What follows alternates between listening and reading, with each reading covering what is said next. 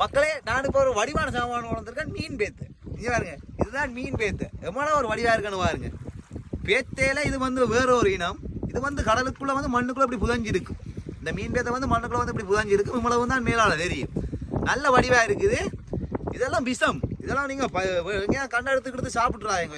இதெல்லாம் கருவாடு போட்டால் தான் சாப்பிடலாம். மற்றபடி சாப்பிட்டீங்கன்னா நஞ்சு தான். இதுக்கு வந்து ஜப்பான்ல வந்து ஒரு கோசை இருக்கு. அவங்க இதை வந்து சாப்பிட்றதுக்கான அந்த கோசெல்லாம் முடிச்சு தான் இது சாப்பிட்றவங்களாம்.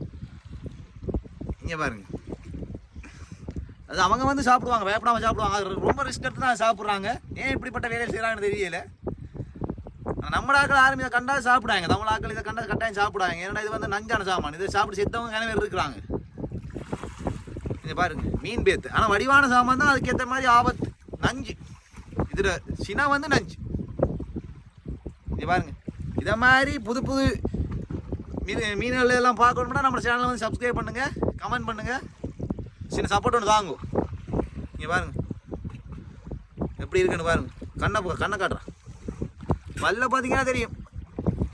இங்கே பாருங்க எப்படி இருக்கிற பல். ஆக்கள் டபல் மேலே மனுஷ டபல் மாதிரி தான் கிடக்கு. ஆனால் கொஞ்சம் வித்தியாசமாக கிளி டபல் மாதிரியும் கிடக்கு.